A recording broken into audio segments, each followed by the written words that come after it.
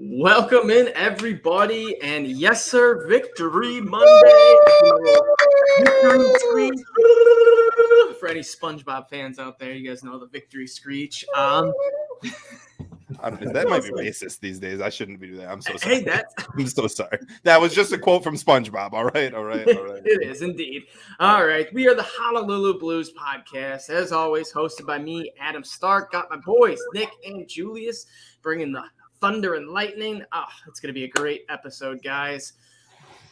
We didn't just take down any team. We took down the Bears. So it was a little extra for that win.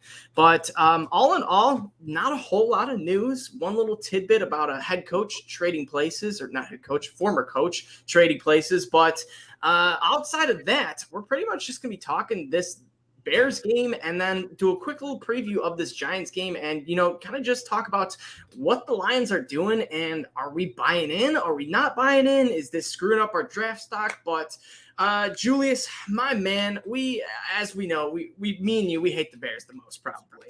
So honestly, give me your quick, just first thoughts. This first Justin Fields, because I'm pretty sure his first snap, it was like a 20-yard rush, and then it ended up being 47 yards on the ground for Fields in that opening drive. And were you thinking, oh my gosh, he's going to torch us after seeing what Rodgers did last week, rushing it for a 25-yard runs, what Hurts did, and etc. So give me some thoughts. Yes, I was very afraid that he was going to torch us, and he did torch us. I mean, on the ground, he did what I was afraid he was going to do. He just didn't do what I was afraid he was going to do through the air as much, which I still think is a flaw of Justin Fields. The reason I'm not totally sold on him. And by the way, yes, this win was amazing as far as the Lions-Bears rivalry go. I talked with several Bears friends I have. A couple of them. Juan from my old show. Wyatt. Those guys. They were salty. They were very salty. Matter of fact, all of Bears Nation was the saltiest I'd ever seen them after a loss, to be honest. They just totally thought that they had us beat. They were up 2 scores in the fourth quarter. I remember the fans saying bye-bye to the Lions fans at Soldier Field, just talking mad garbage all over Twitter, and then all of a sudden, the excuses. Oh, the refs jobbed us. Guess what? Welcome to the club. Exactly. Y'all forget about the Calvin Johnson rule. You know what I mean? Bears fans, what? Had no remorse. In my eyes, the Lions won that game more than the Bears lost it. To be honest, they, you talk about grit. They show grit. Those hats that Dan Campbell was wearing on Hard Knocks, they finally showing some. That's what I'm talking about, baby. That's how we do it in a D. Yep. Chicago sucks. I was very happy, very pleased. Hello? The what? The Bears. Oh, the Bears suck?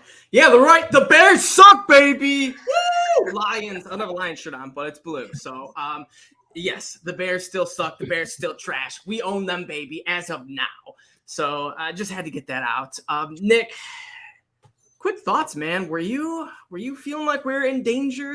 Kind of trying to keep our head above water in this first drive? Because that field goal, I really think if they would have got a touchdown on that first drive, it would have been a little bit of a different tone setter, but that field goal was a tad bit of a saving grace, no? Yeah, it was. And okay, first and foremost, I have to just put this out here, boys.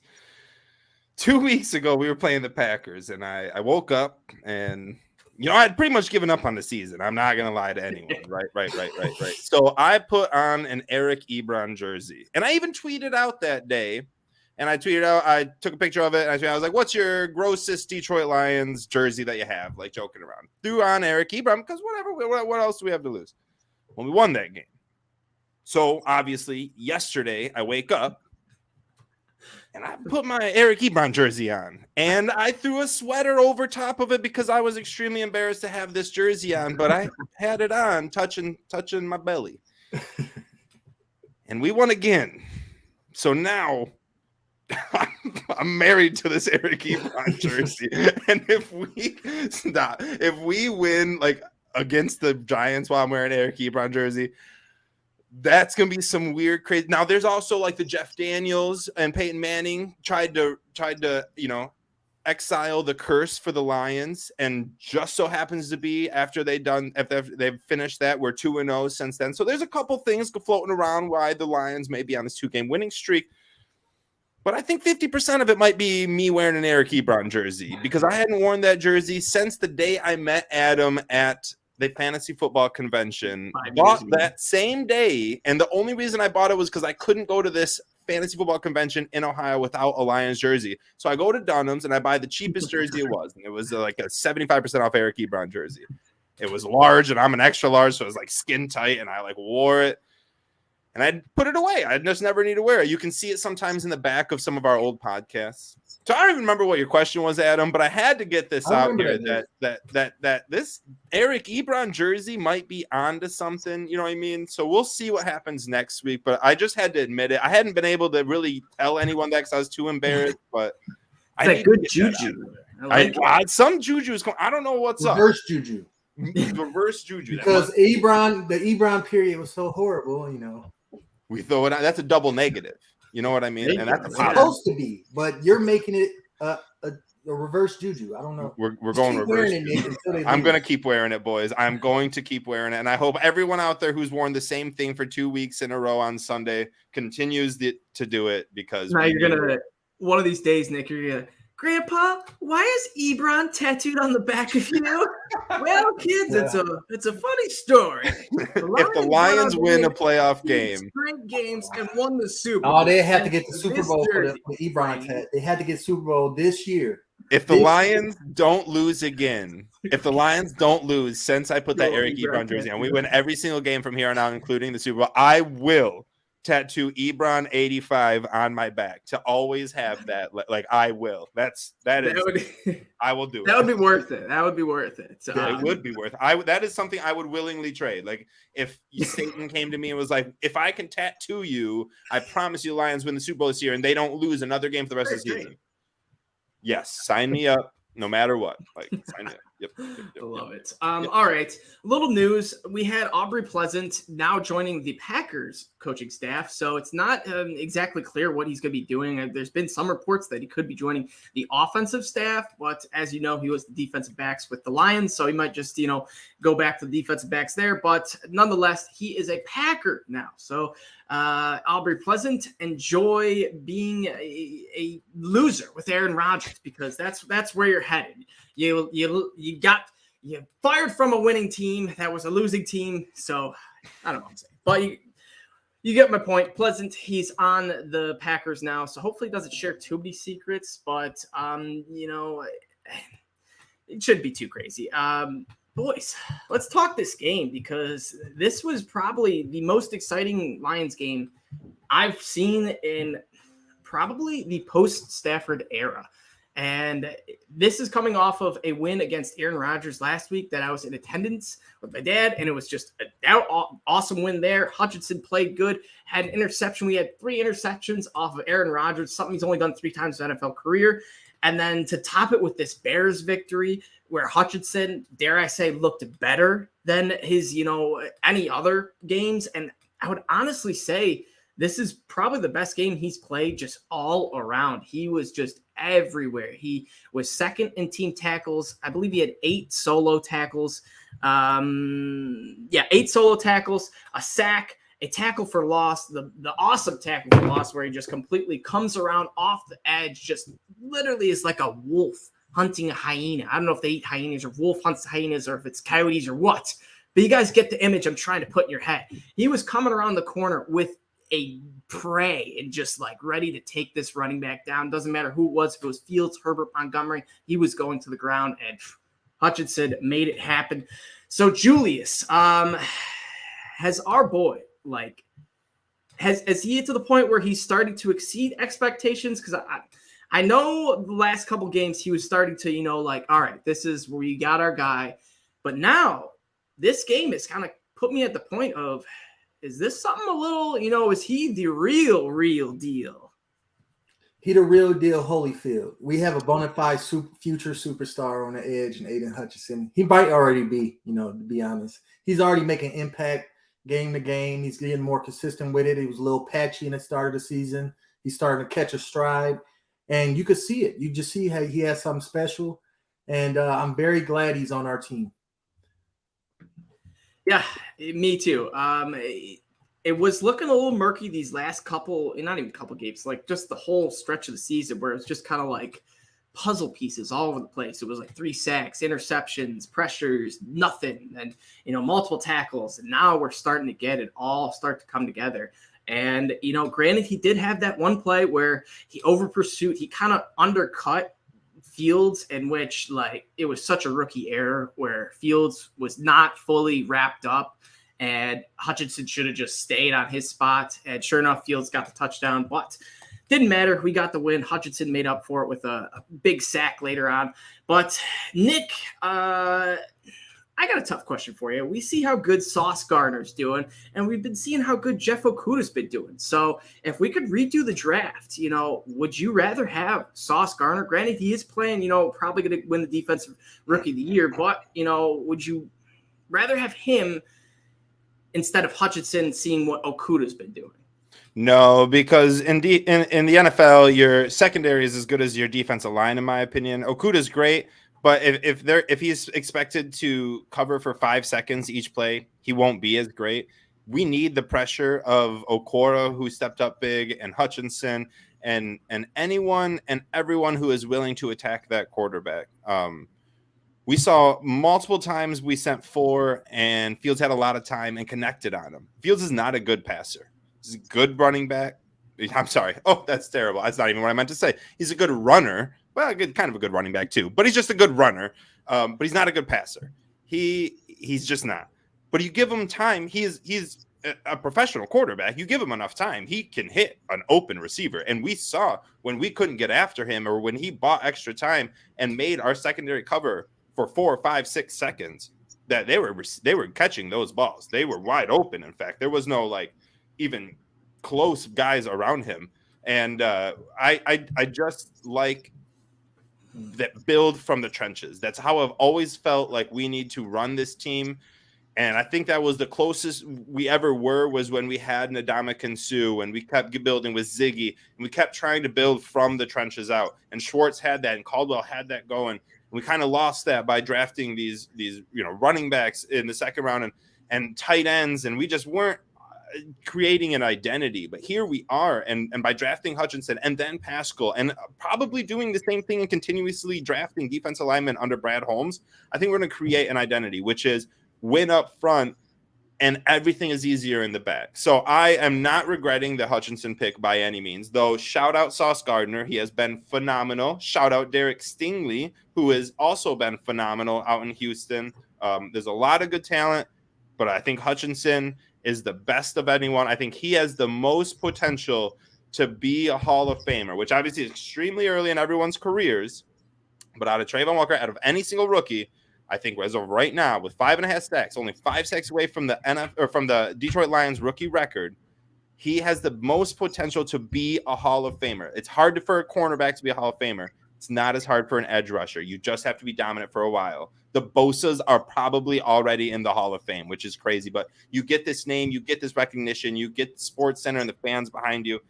This is what Hutchinson is. He's a jersey seller. He is a playmaker, and he is in the trenches, which is what you need. Just stay healthy. My God.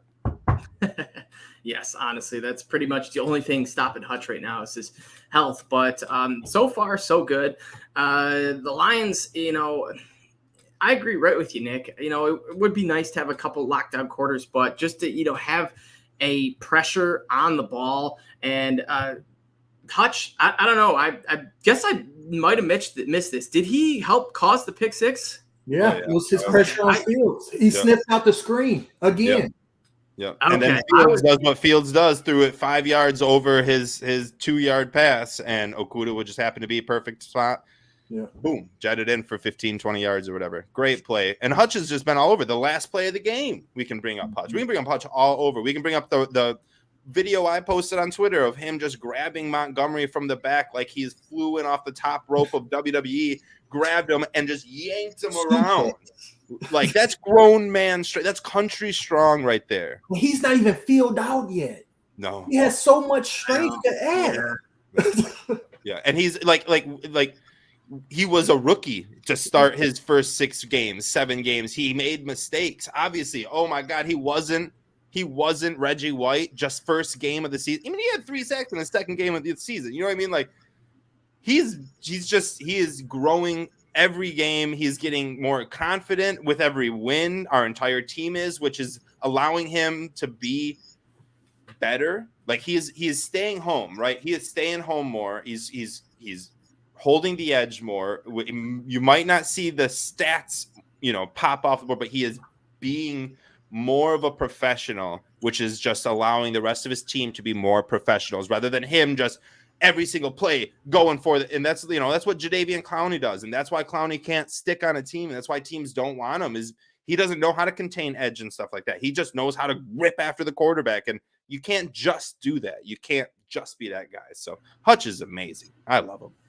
Yes, sir. Don't we all? And not to mention, I also think that, his confidence is growing. We're starting to see a snowball effect of when he was kind of, in his down from like weeks 3 to like 6-ish. He didn't really do much. And it was like right after the Commanders win where he had the 3 sacks in the first half and was just like, this is our superstar. Then all of a sudden he just kind of does nothing until the Cowboys game, I believe, in which he finally Blockers is gone and Pascal comes in. That's what it was. That's when we started to see him be successful, because Brockers was doing no one no favors. They weren't even blocking Brockers, and he still couldn't get to the quarterback. Like, he was terrible.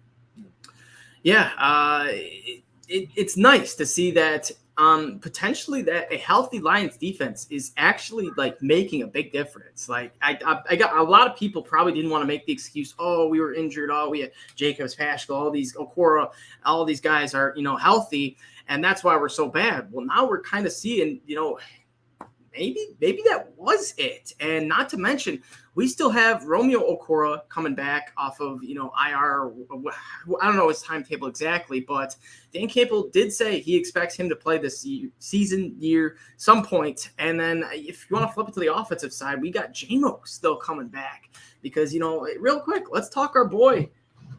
Real quick, I want to piggyback. Before the Sun God, we get into it, piggyback off of that. Speaking of the Sun God, along with DeAndre Swift, all of a sudden we've won 2 games because we have players back. You know what I mean? We aren't missing our top 2 offensive talented players, and all of a sudden we've won 2 games. What would have happened if Amon-Ra St. Brown wouldn't have gone out that very first play in the whatever game it was? Cowboys game? I can't remember. Dolphins, right? Dolphins game? Was that what it was? I think it was. Whatever. I'm just saying, what if DeAndre Swift would have been on our team? Like, I know. You're right. You can't make it because every team has injuries, right? Lions included. Julius does it every week. Like, you can't make that excuse. But look what happens when we're healthy. All of a sudden, we just cut AJ Parker, who honestly could have been one of our best cornerbacks a couple weeks ago. But we're getting healthy. It's nice. And honestly, man, if you add Jerry Jacobs, Pascal, and I don't know if we got anyone else that was hurt for that Vikings game in which Kirk Cousins kind of just buttered his way down the field, scoring that touchdown to KJ Osborne. Things could have been a little different. I'm not saying if it wasn't Kirby Joseph's first start of his NFL career, and he was 3 or 4 games confident with turnovers in him, and a lot. Will Harris, I believe, or no, it wasn't. I can't remember what cornerback. Juju Hughes left that wide open touchdown for the Vikings to win that game. But exactly, what if Tracy Walker would have been there? You know what I mean? There's a lot of what ifs, and I'm not saying, but injuries are huge, and I think that was a big reason why we lost a few of the games that we lost earlier in the season. Not saying obviously, I'm buying in. I think we can make the playoffs, but I'm just saying that we could have had a couple more wins. We could have had a couple more wins without injuries. But every team has injuries. It is what it is. I hate to. That's not an excuse. The refs fucked us in a couple of games. Yeah, it's kind of true. As always. Let's talk a little Jeff Okudah, though. This was probably his best game as well as a Lion, or just did his NFL career, however you want to say it. But Okudah, first pick 6, first touchdown in the NFL. It was a huge one. It literally changed the game, and then as we know, Fields just took it to the house right after that. But all in all, if Okudah doesn't get this pick 6, I can't say for sure that the Lions even contend in this game. It might have just went, a blowout, and, Fields marches down the field, scores a touchdown there. But Okudah, pick six, was just playing phenomenal. The stat I love about him, he had more receptions than passes completed allowed, which is just a phenomenal stat for a cornerback. So Jeff Okudah, Julius, has this guy, taken a step higher than you would have ever imagined, coming off an Achilles injury? I mean, I don't know if you guys remember, I've always said he's the X factor for our defense. Like, if he can recover from his, horrid first 2 seasons that was marred by coaching changes and torn Achilles, if he can prove his worth as that 3rd overall pick that we used on him and not on a defensive tackle or an edge player on the defensive line, then the Lions will be much better for it, and it's coming to fruition. He's getting better every game, actually, I think. Just watching him, he's getting more confident, just like we were talking about Hutch. He's getting more confident with the wins, just like we was talking about with Hutch. He could possibly be really, really, really good. We might have a shutdown top 5 corner on our hands in Jeff Okudah, because he's starting to stack these great games together. So I'm sold on Okudah too at this point. I'm very happy for him, because a lot of players don't come back what he came back from. Yeah. Go ahead. All right. He is the Lions fans. He has fought through more adversity than. So, okay, there's a lot of top 3 picks fight through adversity. Not all of them are just amazing. In fact, there's a lot of busts to be in a top 3 picks. That's why it's risky when you take a cornerback, because it's the odds to be a bust are higher. And that's what everyone, like, the odds not to be a bust is your edge rusher. The quarterback's pretty high, but like there's just a lot of bust potential, especially when you're top 3, especially when you're drafted to like the Lions. And he dealt with more adversity than I think a lot of top 3 draft picks had to go through. He was asked to be a cornerback 1 right out the gate in a Matt Patricia defense that now we know is historically the worst defense to ever set foot on the NFL. It was this year, but we're back down. We've been bringing it together. The 2020 defense back to being the worst, and that was Okudah's rookie year. Then year 2, played 12 snaps? I don't even know. He played a game, and then he was out for the entire season. That's a ton of adversity. All he kept doing was kept his nose down and kept posting his workout saying, God bless, I'm coming back. I don't care about anyone. I don't care what you have to say. I'm just going to post my workout video and say I'm super excited to be happy or to be back with Detroit and playing football again. And we're finally seeing a healthy Jeff Okudah on still a really bad defense, and he's still playing this well. Just wait until we get a defense that is letting up 15 points or less a game. Because it's coming. It's coming. Especially with the way Brad Holmes drafts. It's coming. And Jeff Okudah being the top cornerback on that defense. And if the Rams keep losing, maybe that defense has Will Anderson. I'm just saying, like, Okudah's it.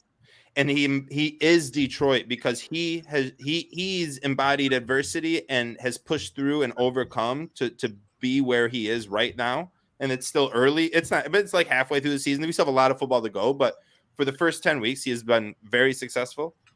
And that's what Detroit is. That's what Detroit fans are hoping for. And that's what we're trying to be, is this blue collar adversity, be damned fan base that we're the most loyal and it doesn't matter. And at one point it's going to come to fruition. Well, that's what's happening with Okudah. And that's a foreshadow, I think, of what's to come being a Detroit Lions fan and the Detroit Lions organization. And it's a lot of hope, and it's been 7 years of demise, and Jeff Okudah isn't going to be the only person. I'm just saying he's foreshadowing, and he's putting it out there that you can fight through anything and still be great at your art. And that's what we're hoping as Lions fans that we see. So I love Okudah, not only on the field, but just what he brings and what he embraces, I guess.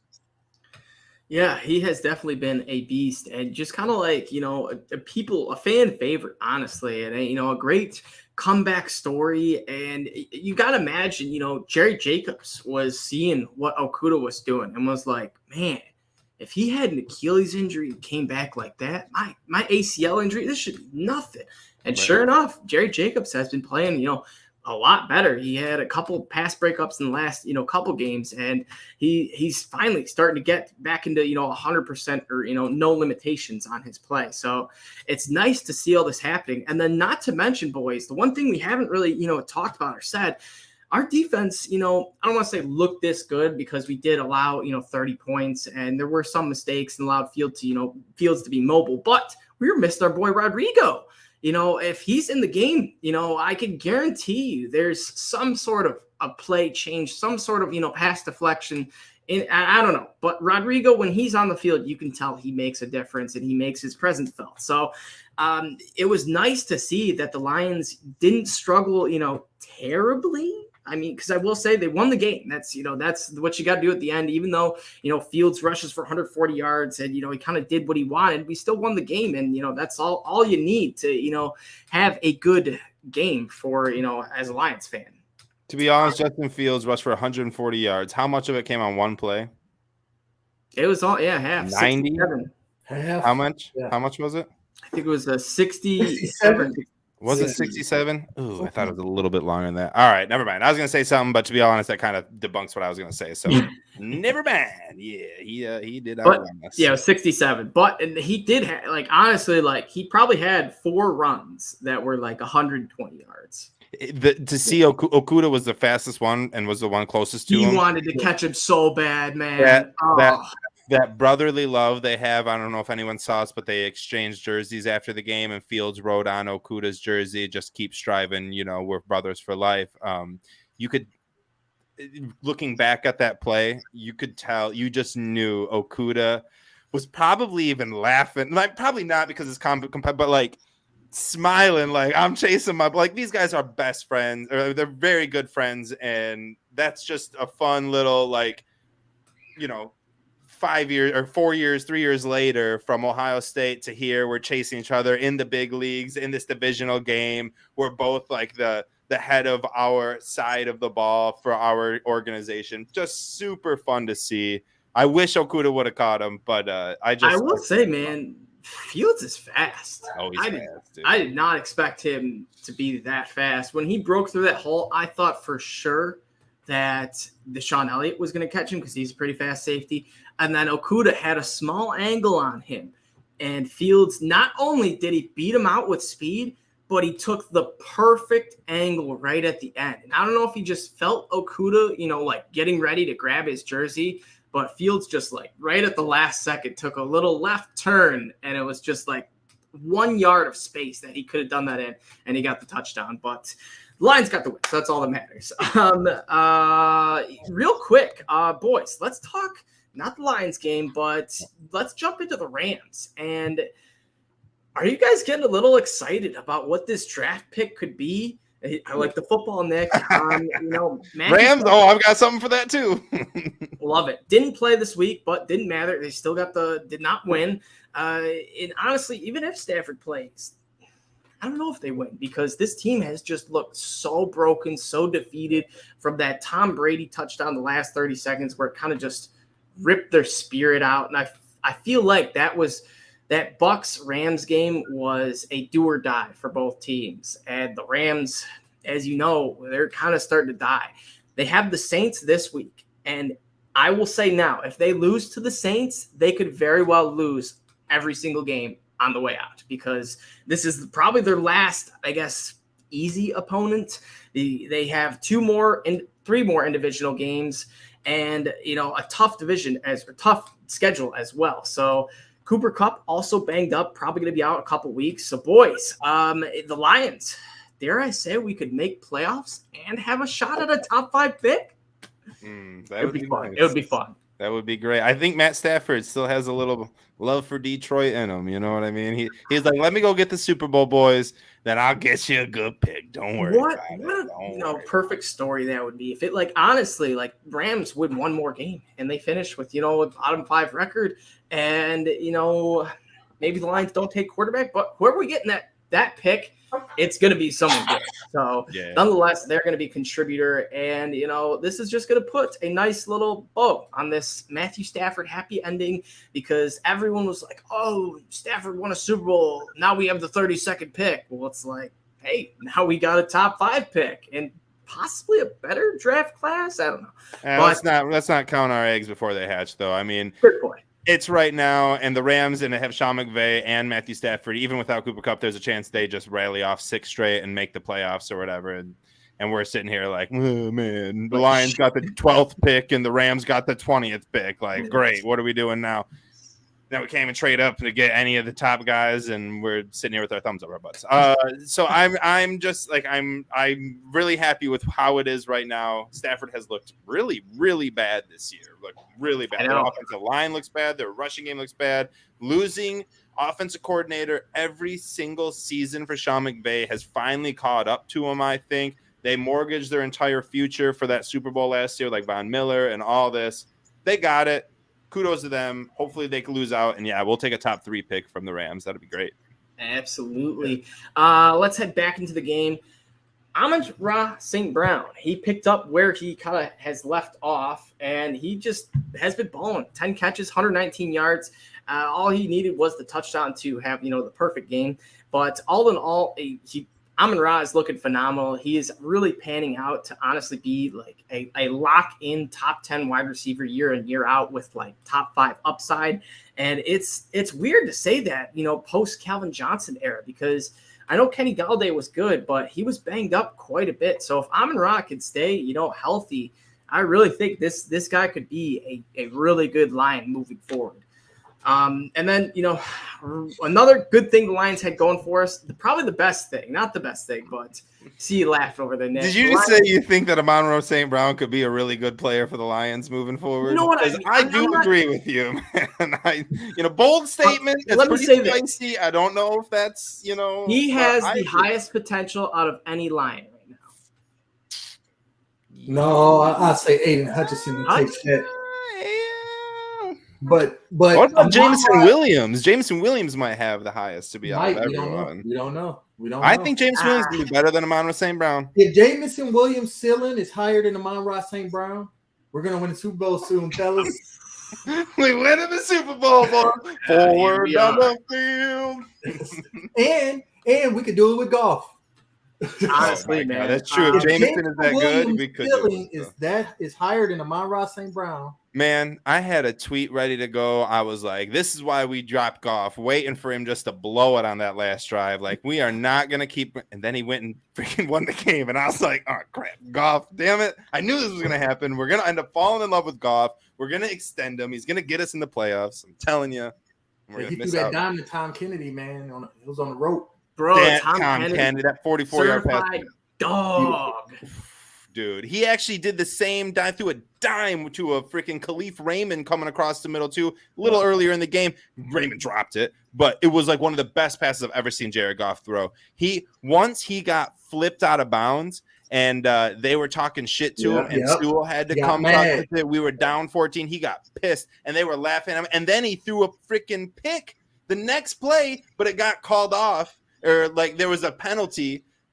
For whatever reason, and so Lions got the ball back or whatever. I think we ended up punting. I don't even know, but it cooled him down, and then he came out just firing, and they missed that freaking extra point, and it turned out to be the best thing in the goddamn world. After that penalty, that took away Goff's interception, DeAndre Swift ran it in for a touchdown. Oh, was that it? Was that?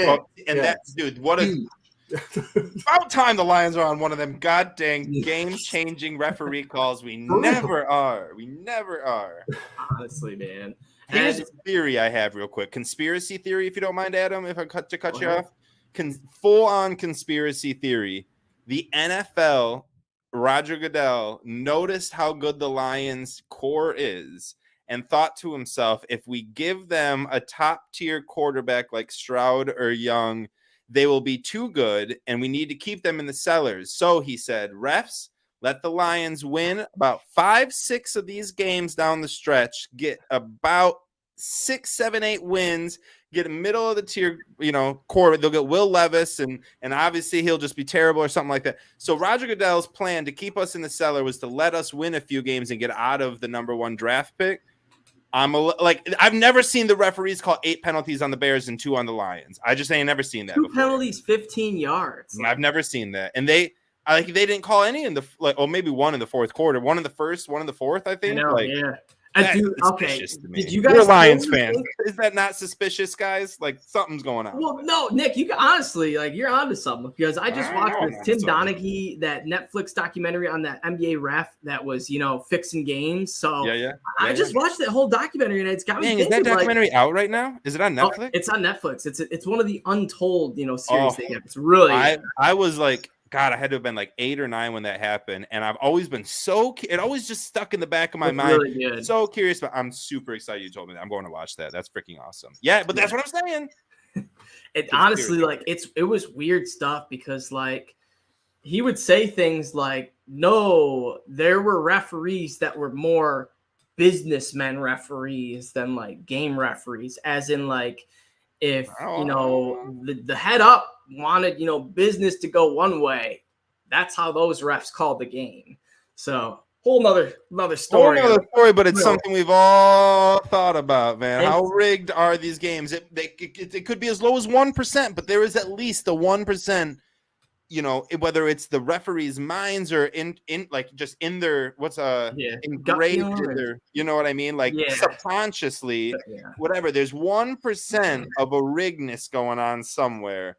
And you just wonder, and this documentary is going to really spike my conspiracy. By next week, if something happens with the referees, I'm going to be on a full-on tangent. I'm going to be I love it. I kind of hope for it on our end, on the good end. No, we want the Lions to win. We don't want that. Right. Of course. One more positive about the Lions, I guess, offense. We traded away TJ Hockenson 2 weeks ago. Last 2 weeks, we have 3 touchdowns, 2 tight ends, 2 to Brock Wright, 3 touchdowns, 3 different tight ends, 1 to Brock Wright, 1 to the Zylstra brother, and 1 to James Mitchell. Zylstra or whatever, or someone dropped a really big pass, and I can't. It was Zylstra.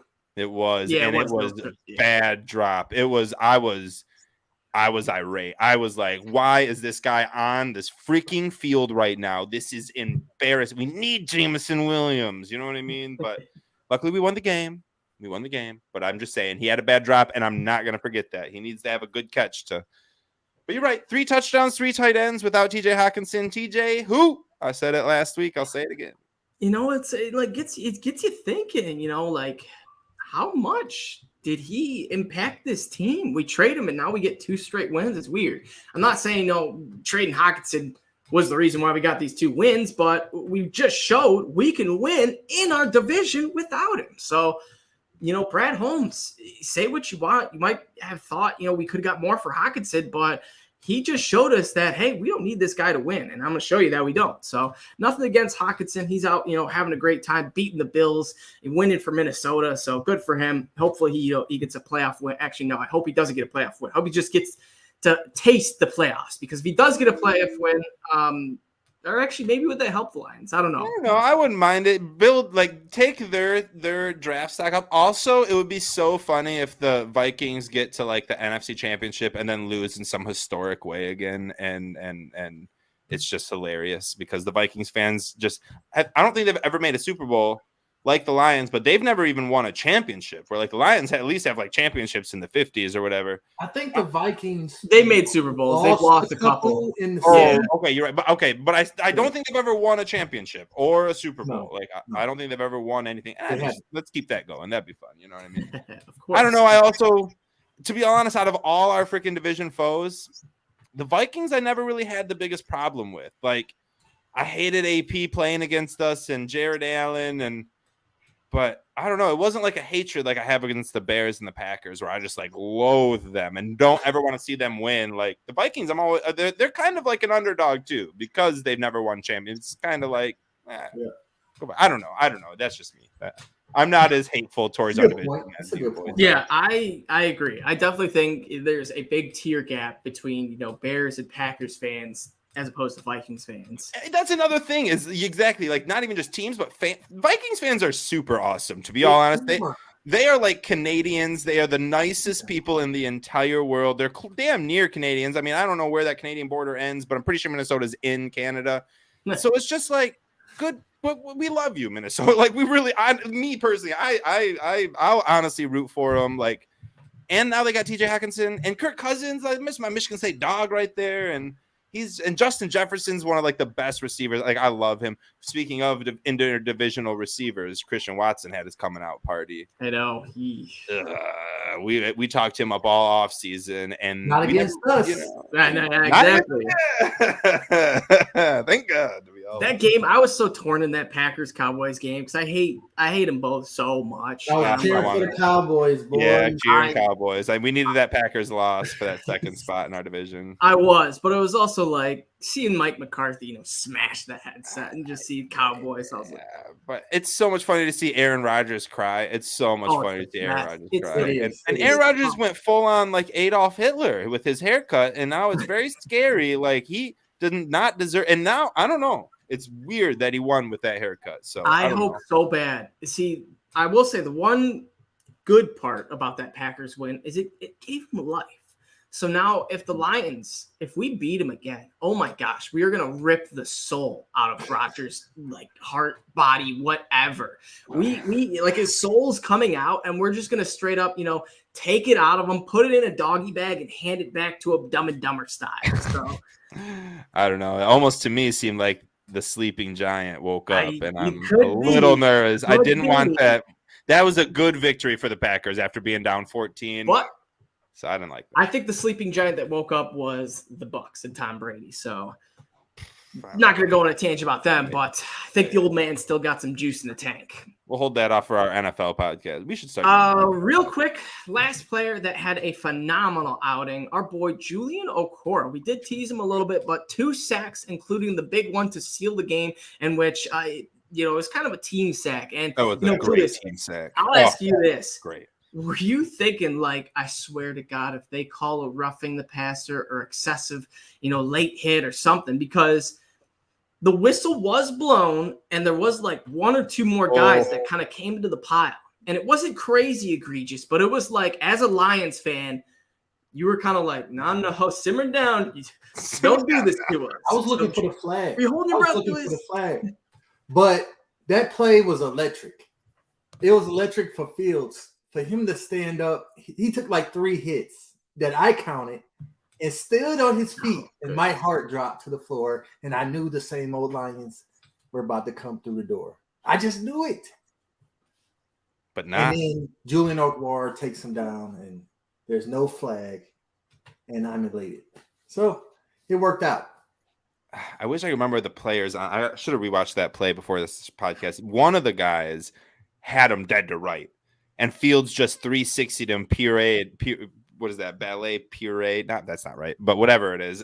Julian Okwara had him first, dead to rights. Yeah, Okwara had him first. That was first, and then Hutch, and then the third dude came in and had him, in my opinion, and he just literally just spun away, and the guy like dropped on his ass, and that's when Okwara came back to get it.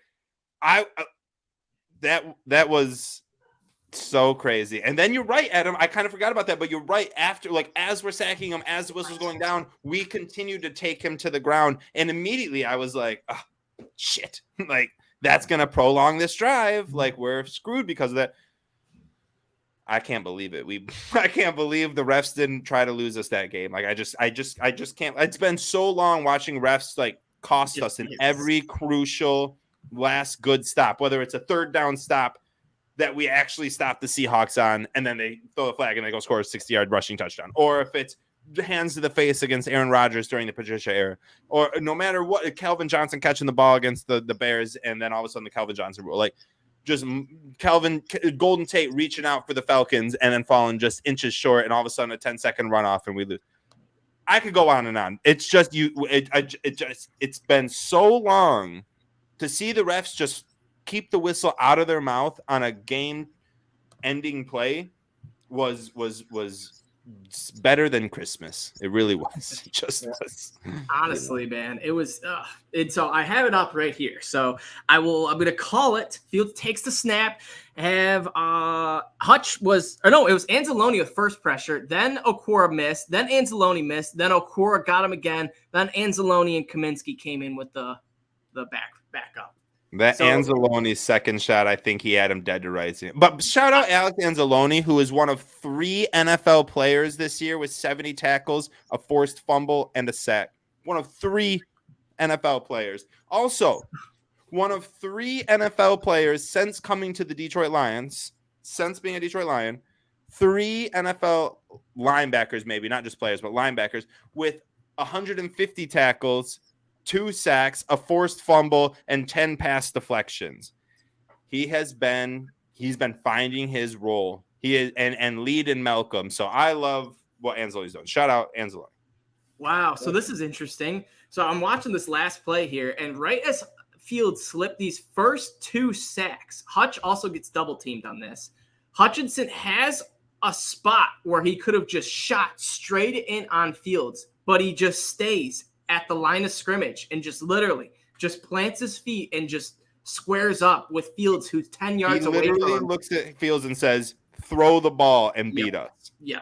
You're not beating us on the ground. Throw it. I'd do it. And if you beat us, well done. I tip my hat to you. Hutch said, I could come get you and let you get – I'm going to stay right here, dude. Throw that ball. And he couldn't even throw the ball because he knew he couldn't throw the ball because Fields knows he can't throw the football. He is not, and these Bears fans are like, we found the quarterback of the future. Looking at Fields' stats, these are his last 5 games. I'm not counting rushing, just passing. 167 yards, 123 yards, 151 yards, 179 yards, 190 yards. He's had 1 game with 200 yards or more passing, and he had 208 that game. He is not an NFL caliber throwing quarterback. I will say with quarterbacks like Fields, you get wins and you get playoff wins, but you don't get rings. Because if you look at Lamar Jackson, Michael Vick, Colin Kaepernick, any of these other super fast quarterbacks, they got playoff wins, they got wins for their team, but they just, in the end, there was 1-2 coaches that outsmarted them, figured out how to stop the running and made them pass. And they couldn't do it. So not saying Fields can't, improve his passing, because we've seen it happen in the last 2 years with Allen and Hurts. So, even I will say Lamar Jackson's gotten a little bit better, but, so I'm not, throwing Fields to the Wolves yet, but he isn't this, Messiah superstar that like, oh my gosh. The Bears think he is a future Hall of Famer, and he is not, because he is not sustainable. It's not sustainable. Plus, he don't have a dominant Justin Jefferson or Calvin Johnson to just throw the ball up to, all his receivers are mediocre. His offensive line was mediocre. They got bombed that last drive. The Lions' defensive line, Isaiah Buggs, Jonathan Kaminsky, they bombed the Bears' offensive line. And you're right, Hutchinson, he's getting so smart. He's getting so smart. That pick 6 he caused when he snipped out the screen, this interception he got last week, and then to hold up Fields at the line of scrimmage like that. It's just what you want to see. And then real quick, how about that sack Hutch had? Oh my gosh, it was beautiful. He gets right in, and you just see his arm reach out, and you're like, come on, Hutch, get him. And he just grabs the jersey. But Fields steps up in the pocket. Hutch went past him, you know what I mean? And Fields stepped up, but Hutch didn't give up and just got. There was also a tackle on, damn it, maybe it wasn't Fields. I thought it was as I was about to say this, but maybe it wasn't. There was a tackle where he gets hit and then grabs the dude by the undershirt, and you see it stretch all the way, you know what I mean? But he's just not letting go. As he's getting like drilled back, he's holding on to the freaking shirt, and it's stretching, and just long enough for the rest of the team to come tackle whoever it was. Just Hutch, dude. He's great. We could do a whole show on Hutch. We could do an hour-long show just talking update. And honestly, he is the real deal. Like he's it. And not to mention, 5.5 sacks right now puts him in the top 25 of all defenders in the NFL for sacks. So I was wanting to look this up yesterday, Sunday Night Football. Does he lead the rookies in sacks? Yeah. Yes, definitely. Are we all 100% sure about that? I looked at some of the names and I didn't know, but 100% number sure. one. Yep. Number one. Okay. I think the next guy has like 3. Yeah, I Carl forgot Lapkus, I if think, it's has like if it's guy from Jacksonville, what's his name?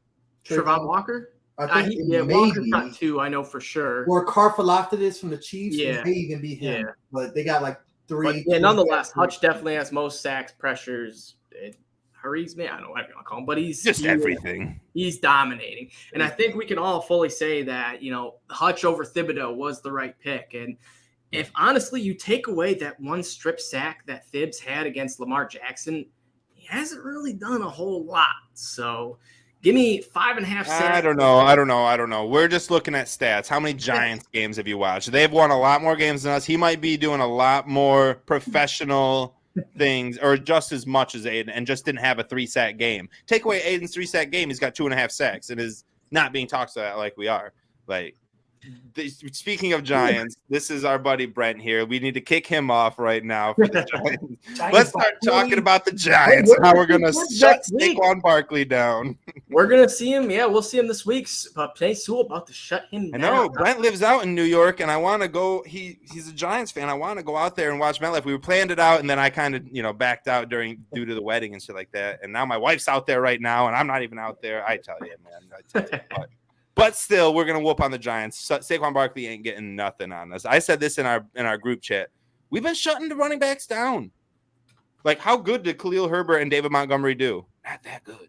How good did Zeke and Pollard do? Not that good. No, they're just average. No, they're average. Like, what did Pollard do? What did Pollard do against us, and what did he do against the Bears? You tell me that right now. Bears was a $131 and 3 touchdowns. Against You're right. Detroit, our run defense is improved. Unless you're a quarterback. Like, Ramondre Stevenson was the last running back to do good against us. Yeah. If you're a quarterback, but I'm saying for running back purposes. Daniel Jones, I'm not worried about. If anything, he'll just trip and fall on his own. We ain't got to tackle him. You know what I mean? He'll do that on his own. Tony Pollard had 12 carries for 83 yards against the Lions. Yeah, he kind of gaped us. But look up how many of that came in the fourth quarter. Like, when they put a snowball on us, that's when he started doing it. He had like 10 attempts for like 45 yards going into the fourth or something like that. Like, it wasn't. And Tony Pollard, after putting up 130 and 3 touchdowns against the Bears, was expected to put up. He was like the fantasy god that week. You know what I mean? And then that's it. Like, what did Aaron Jones and AJ Dillon do against us? What did Montgomery and Herbert do? We are shutting running backs down. Saquon's not these running backs. I get that he's a lot better. But I'm just saying, dude, without Brockers in our lineup, our run defense is a lot better. Okuda be tackling everybody. Kirby Joseph is about to upend Saquon. I'll bet you at one point in this game, Kirby upends him, flips him. I'll bet you any money, dude. He did it once, at least once every game. And matter of fact, will do it again. Against the Packers, he did it like 5 times. He tried to do it again against shoot. I can't remember who it was. Someone with the Bears. Cole Kmet. It was Cole Kmet. Was it Cole Kmet? He tried so hard to freaking do it, too. Oh, all right. Siri said, let me look that up real quick. No, thank you, Siri. I appreciate it, though. Love it. All right. Let's talk a little of this Lions-Giants preview. We've already kind of been discussing a bit. Giants, a lot better than what we thought they were going to be come week 1. I will say, they aren't the best team. I just think they have a really, smart head coach that knows what he's doing. And, for me, the one thing I'm concerned about is Danny Dimes. And it's not his throwing ability, it's his running, because he is a sneaky good runner. And we've seen it before where he breaks off those 70-yard touchdown runs where, I don't know if he's stumbling before he gets to the end zone, but we've seen the Monday night clips of Daniel Jones and just how fast this guy actually is. And he does have some speed to him. So I just want to make sure we don't allow Daniel Jones to have any, easy breakaway runs. Treat him like he is a Jalen Hurts, a Justin Fields, and not, an old man Aaron Rodgers or Kirk Cousins, and, kind of just keep a spy on him. I'm sure Rodriguez will help out, but all in all, if we can just shut down this run game, there honestly should be no reason that the Giants beat us, because Saquon, we know that's their focal point. They don't have any stud wide receivers. Kenny Galladay, this is going to be interesting. I think this is the first time we are maybe the second time. I don't remember if we played him once while he was on the Giants. But Kenny Golladay will be playing. He is active now. He was injured the last few weeks, but he has been practicing and is good to go unless he has a setback. So that'll be another little interesting thing to watch and see who covers him. I'm sure it'll be – I actually don't know because Okudah or Galladay's not the number one on the team. So, but all in all, if we can just shut down the run game, there's no way Daniel Jones is going to be able to pass on us. And I just don't think the Giants defense is good enough to shut down our offense with all our weapons, with Swift, getting better because, we haven't unleashed Swift. If you guys haven't really noticed, he hasn't had his full workload since like week 2. I think we all noticed. I think every Lions fan has noticed that Swift ain't getting the ball. In fact, Justin Jackson getting the ball more than Swift these days. It hasn't been a problem because Jamal Williams has been pretty solid with it. But if there was ever a time where we needed to unleash Swift, I definitely think if you give 15 carries to Swift and 5 carries to Jamal, that I'm sure Swift does a little more with it. So all in all, keys to victory, just offense, stay the course, and shut down the running. So I'm going to go 24-13 Lions victory. Julius, what say you? I also believe this is a very much winnable game for the Lions as long as they keep the same attitude and grow off it every win, which it looks like they did from the Packer game to the Bear game, now from the Bear game to this game. I'm not afraid of the Giants offense. I'm not really afraid of Danny Jones. You do got to watch him on the running, but not as much as like Fields and Hurts. So it should be easier in that regard. We just can't get gaped by Saquon Barkley on the ground, which I believe the Lions can handle. Offensively, the Giants defense, they give up a ton of yards, but they make plays when they matter, and that's the reason they've been able to win these close games. If you look at their schedule, they've won like 6 out of 7 games by like 5 points or less or some crazy stat like that. They've won 4 games by like 1 point or something like that. So they make their defense can be scored on. Jared Goff, Amon-Ra St. Brown, our offensive line should be able to do what we've been doing. Enough to win the game. Lions 31, which was the point number they had against the Bears. Lions 31, Giants 23. Like it. And then also another little tidbit, Lions are +3 for the 3rd straight week. Last 2 weeks we were +3. Lions got the dub, baby. So maybe this, has some a little tied into with the Eric Ebron jersey, Nick, in which, if the Lions are always an underdog of +3, then they are guaranteed the win. So, Nick, give me some thoughts. So the Giants have beat 2 division leaders right now, the Ravens and the Titans. They beat Titans week 1, 21-20, in a pretty good game. But I don't think the Titans really had found themselves. And the Ravens choked. Wait, what? The Ravens choked bad.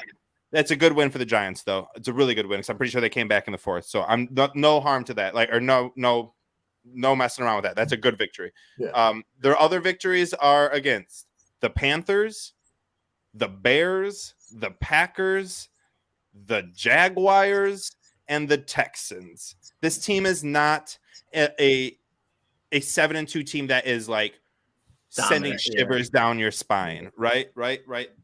No spooky, scary skeletons coming on out of the Giants. Like, it's just a very average team that is pulling out. And this is what happens in the NFL a lot. You get into these 1-score games, and what side do you fall on? And that's why there's so much parity in the NFL, because it literally can go from one year you win 7 of those 8 games to the next year you win 2 of those 8 games. And it's just crazy. And that's what NFL, and that's why we all love it. Giants are becoming a winning team because they're coming on the right side of these close games. Brian Daboll has them buckled down in the basics. They're just proving that they know how to do the basics and they can win an NFL game. Maybe not the prettiest, maybe not the 2022 fashion way, but the 1992 fashion way, which is whatever. A win's a win, realistically, in the NFL, especially. Just get on to the tournament. Get to the tournament, and then anything can happen, right? But this team isn't like freaky scary. They have a very good defense. They haven't allowed more than 27 points all year. Only one game they allowed 27. After that, 23 and under for every team. They've also never scored more than 27 points. So I'm very interested. I think this game is – they have very good defense. They have a very good defense and a very good run game. This game is going to become a ground and pound effort type of game. Daniel Jones will take advantage of our defense with his legs. That is a fact.